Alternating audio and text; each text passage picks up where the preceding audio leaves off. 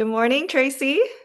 Good morning. Thank you for I Yay. Thanks for making the time. I am so excited to talk to you about I Define Me movement and the SistaKeeper Empowerment Center. You're someone who keeps so busy and has so many ideas for the community. So will you tell me about both of those things? Sister Keeper and I Define Me movement are one and the same. And it's just an evolution of the times that we have come to. When we first started out with Sister Keeper, it was about our local community. And as we continue to grow, we realized that this was more than just our local community, it was local, national, global. And this is actually our 25th year. And I know it's really been exciting to be a global presence that started in my basement so many, many years ago. But as we continue to grow, people would ask, do you have a program for boys? Because we Mhm. specifically work with women and girls. And so a couple of years ago, my son, due to all the things that happened in Ferguson at the Mhm. time, he wrote a book called Dominate, Stand, Teach, Lead, Mm. STL, Dominate STL, which later became a curriculum and a program. And we're like, you know what? We're going to bring the two programs together. Thus, I Define Me movement, where we focus on girls and boys. And our tagline is I Define Me. So we're school based, community based, and then we have curriculum and chapters in 33 different school districts in other states. And of course, we're local, national, and global. All right. Well, that's a lot. So it sounds to me like Sista Keeper Empowerment Center started in your basement. It was the first thing. And Yes. then I Define Me movement came about afterwards, thinking about the needs of boys, and including the story of your son. Can you tell me about just how the Ferguson uprising factored into your work? Because Ford through Ferguson, as you know, came out of the Ferguson uprising. There's a whole legacy of movement, and that's something that you were touching on, that it's not just local, that it's national and beyond.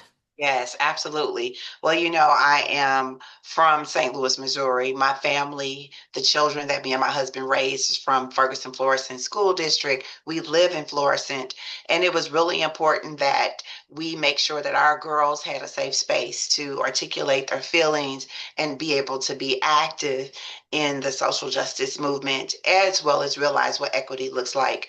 So our community-based program at the time was In Christ the King.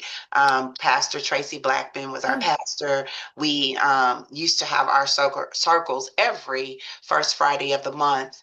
And at that time, we had to stop for the first time ever, and we had to shift, as many people do during all of the uprising and the climate. But it also made us realize that not only our girls needed to have a voice and a space to be able to articulate what was happening, so did our boys.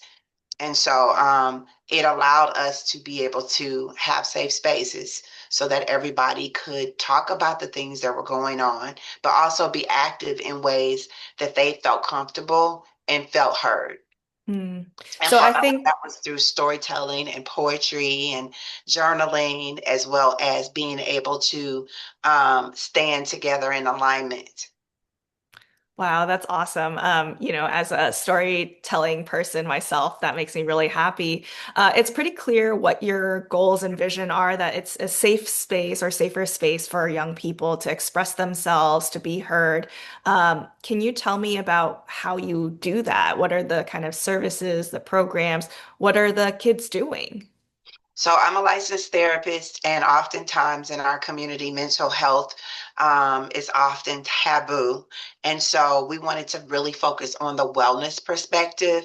And so we go into schools and we do social emotional learning, mentoring wellness circles, as well as we do girl and boy assemblies so that these kids can see what it looks like for us to stand, teach, and lead, as well as knowing the value of defining yourself.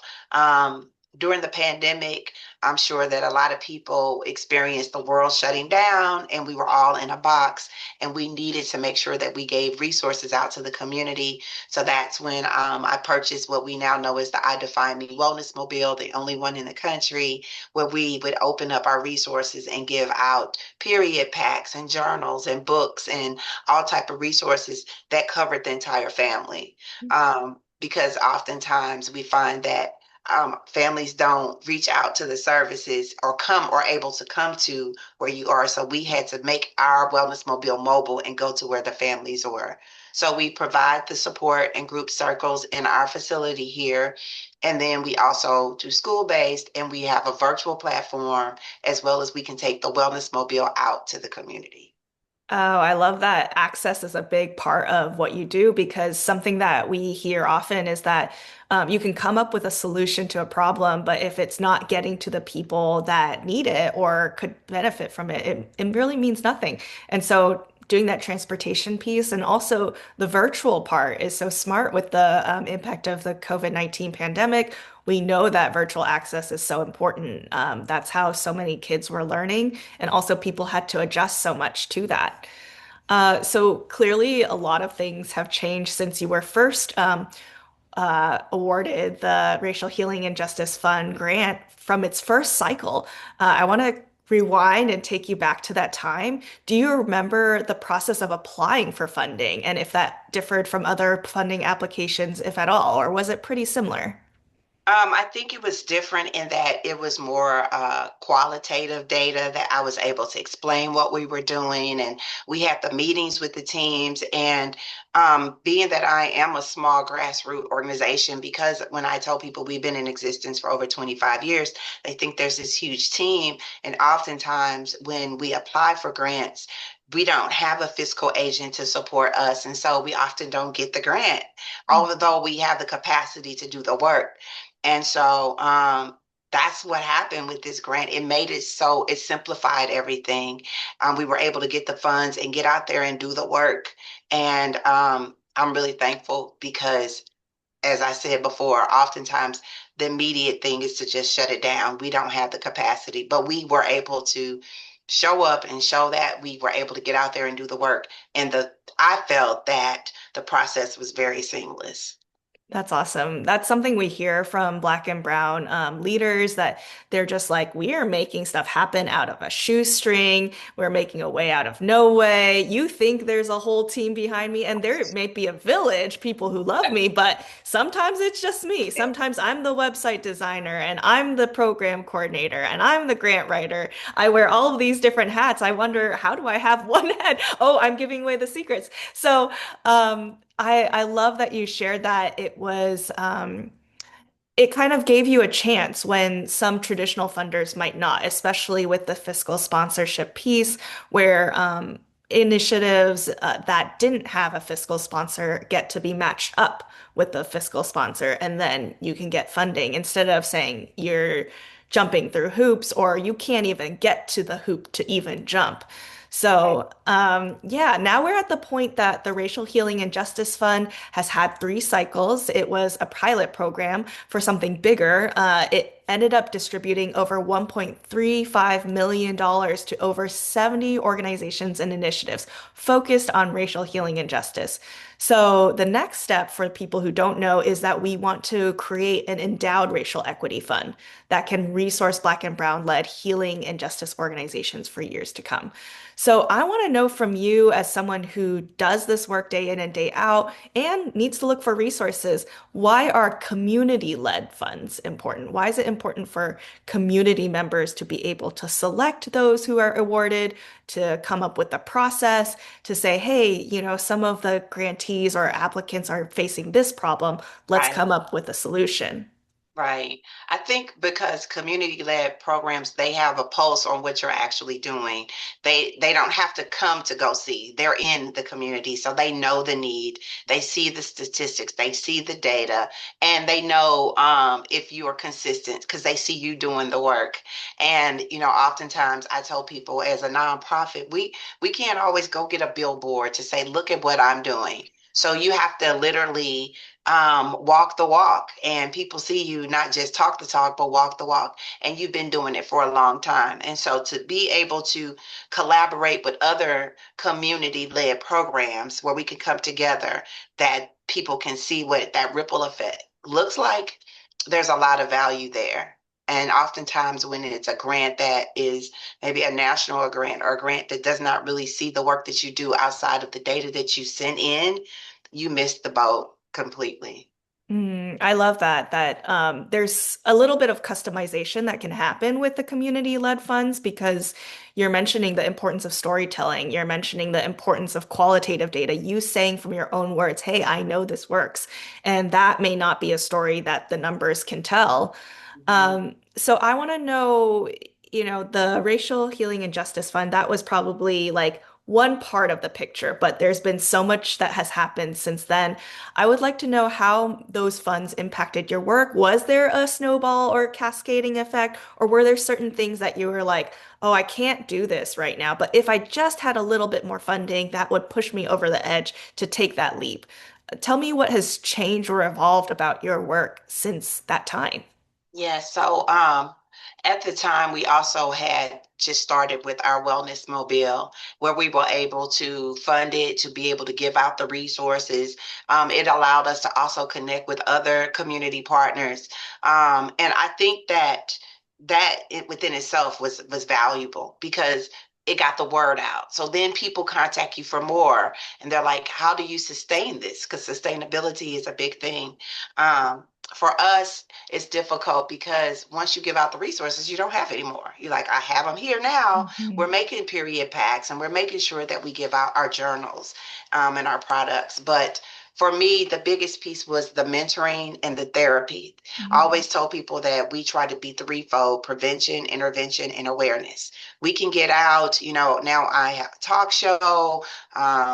That is on PBS, and we're a PBS partner, which I think is part of what allowed us to get that awareness piece out there to share the value of mental health for our girls and our boys. But also, the next piece to that was how do we get out there often? Because honestly, somebody I think stole our Cadillac converter on the wellness mobile, so then we had to get that fixed. And then it's so large that you can't always take it in different parts of the city because of the Mhm. size. So I'm like, how do we continue this journey? So we created our mascot, and her name is Joy. I don't know if everybody's seen Joy, but Joy is an acronym for Just Be an Original You. Because the other piece to our wellness mobile is that we wanted our kids to understand the value of social media literacy and how you can impact it in a positive way when it comes to mental health awareness. So Joy now goes out and we have affirmation cards and books and journals, and those things cost. And I think that's been the biggest piece is keeping up with the need. Everybody's like, oh, can Joy come to my school? Can Joy come to my church? Can Joy come to my community center? Can Joy come to do corporate wellness programs? Because we have the staff to do it and we have the capacity to do it, but it costs. And that's the biggest piece is not being able to always provide those needs to all the different demographics. So you have to narrow it in and say, Mhm. what demographic can we really serve the best? And make sure that our mission continues to grow and evolve. And that's the sweet spot that we've been in with being able to go out and do girl assemblies and boy assemblies and pass out the products and get that awareness piece out. Because the more that we're aware, then now we're able to say what our needs are instead of, Mhm. oh my God, I'm triggered. But knowing why are you triggered and, know that some words are just buzzwords. Now the schools that we were in, there have been cutbacks. We can't even use the word equity. And Mhm. I do affinity groups with girls, affinity groups with boys. I'm focusing on girls of color and boys of color. And you're telling me that we can't even come into schools to do that? So now we got to find the funds to continue to do it in the community. Wow. So you've really woven this story right in front of us of just like the triumphs and the wins that you were able to accomplish, but also some of the very real challenges. It sounds to me like the wellness mobile is such an exciting thing. It's almost like you see it, people's faces probably light up. It's probably so unique because oftentimes you might see an ice cream truck or you might see, like a health center, but a wellness mobile is something different. But it sounds to me like it isn't even the wellness mobile that's the most important. It's the relationships that you're building. And then also the social emotional tools that you're giving students to be resilient or to cope with things or to have interpretive frameworks for what they might be dealing with in their day-to-day lives when things change so much. And I love that there's something about that social media literacy that is so important because we think about bullying. It's not just calling someone a name, it's not just hitting someone, it's also online now, and a lot of bullying takes place. So I think it was so smart of you, especially now as we're getting into the AI age and there's so much nonsense online, that you're giving students the tools to filter out what's noise and what's important, how to use things safely. I remember when I was at St. Louis Public Radio with the We Live Here podcast that you were on the Own Your Now show, right? And that's the show that you're talking about. That's so this evolution in the work that you're doing. You're getting to bigger audiences, and it's also about storytelling. It's also about relationships. Yeah, So yeah. I think yeah. that was important for me as well, is because people say, "Oh, you do so much. Don't you feel like you just do enough, or are you doing enough?" And I feel like I'm not. I'm always wanting to do more because this is my community. I'm from St. Louis. I'm born and raised in St. Louis, and even the talk show as a therapist. During the pandemic, when that happened, the world shut down. George Floyd happened. Our kids were at home, and domestic violence was high. Like there was so much happening, so I literally went in and started asking everybody, like, what's in your cup? My cup is empty. I want to fill you up. I want to fill you up with affirmation words. And I want to make sure that we all have a space to be heard, even within this box. Never did I know that it would go from being in a box to being on PBS. But I knew that those mindfulness techniques that help me and help other kids, that qualitative data that they needed to see was valuable. So that allowed me to then say, okay, now we got to have our affirmation cards for not just elementary, middle, high school girls, but also for women. That we needed to also have these tools for the boys, that we needed to have books and journals and bears for them to hold on to and not just go out on social media and spew negativity because we Mm. have enough of that. And so that community building, it allows us to, when we see each other, we want to embrace each other and know that we're here for the long haul. I'm holding on to that thing that you said about you being from the community, and that's why you care so much. I think it's a very cultural community thing where it's like if you have something, you can't help but share it. And there's something that is throughout this interview, everything that you've shared is about generosity. Mm. There's so much that you've said about giving back, giving so that other generations can thrive. And this was something that was such a struggle with the last cycle of the Racial Healing and Justice Fund. We got more applications than we ever had before. It was like 212. And then the biggest challenge that the Community Governance Board had in selecting the grantees was that they wanted to award to everyone and they wanted to award more. So what we're learning is that the demand and the need for resources from these amazing Black and Brown led healing and justice organizations far outweighs what we have as far as funds. So and this is something people say a lot that St. Louis is not uh we're not a poor city. We have wealth and we have resources right here, but it's just how it's distributed. So, um, when we think back to the Ferguson Commission, there was a call to action to create a 25-year managed racial equity fund. So that's why we piloted and started the Racial Healing and Justice Fund. And now, fast forward to today, after 3 cycles of the fund, we're getting in position to advocate and start that back up again. I want to know from your perspective because a lot of people say, "Oh, the Ferguson Commission was back then. It's, out of date." And there might be some things that could be updated with the current reality, but I want to know from you as someone who's a resident of that area, Ferguson Florissant area, how are those calls to action relevant today? If you had to share with people, "Hey, we should still be advancing the region towards racial equity, even if there's pressure to not say the word, not say the thing, not move forward," what would you say? Yeah, the thing about it is the time is now, and the time has always been now, and the time will always be now. And that's because we have been so far behind that when we look back, we feel like it's many, many, many, many, many, many, many, many years ago, but it hasn't been that many years. And so you see a program, you see a movement that has evolved because it is a movement. And it's a movement in the community for the community, and we are the community. And so as a result of that, it has to continue to evolve. So it's always going to be the timing is now. You can look around us and realize that this is not something that's new to other communities. It's just that we have opened eyes to it and we have more ways to see it than we did in the past. And so as a result of that, now we all have the opportunity to show the world what it looks like for us to show out and show what the Show Me State is all about. Even in our community in Ferguson, Florissant. When you drive down Ferguson, you do see change, but there's so much more that can be done, and there's so much more that needs to be done. Mm. So I want to know at this point, as your work has evolved, you've expanded your reach as far as who you're impacting, both girls and boys, kids of different genders, and you are leaning into that relationship building, leaning into that mental health support, leaning into that storytelling. How can people continue to support you and your work?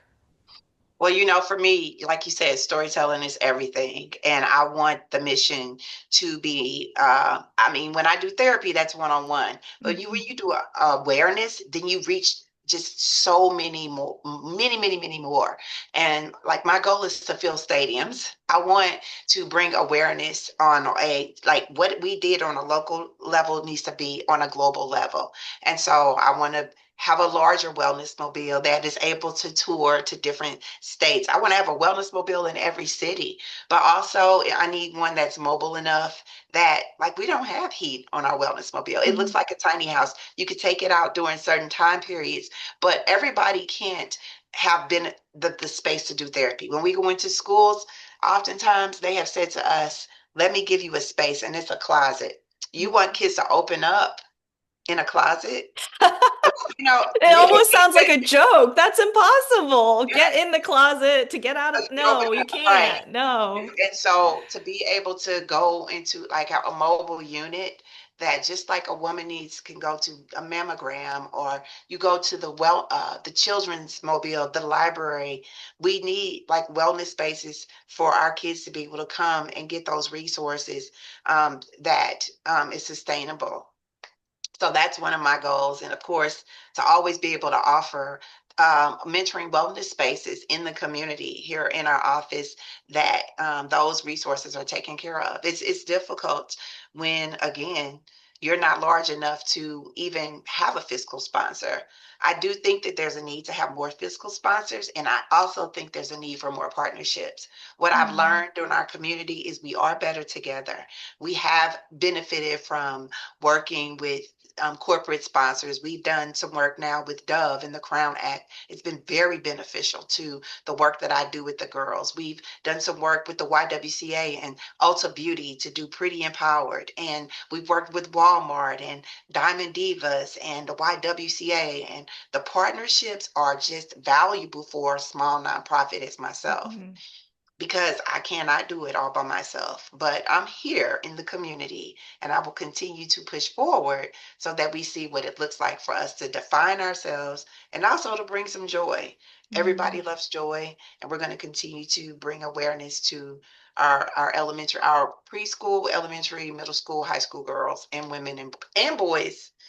So we're covering the whole family, but this is our space of Mhm. what we like. This is what we can focus on, our children. And as a resource, the whole family benefits. So it sounds like to support you, funding for sure, so that you can expand your reach. And what's interesting about you saying filling the stadiums, my heart went, oh, stadium. But at the same time, I thought about it and I was like, how many people are at home or how many children are at home, in a room or some other space, and they feel so alone. You multiply that all together in one space, Yes, definitely a stadium in St. Louis. There's no way yes, it's not. Yeah. And so yes. the But work then is the important. other piece of that is to be able to say this vision started here. Like Hmm.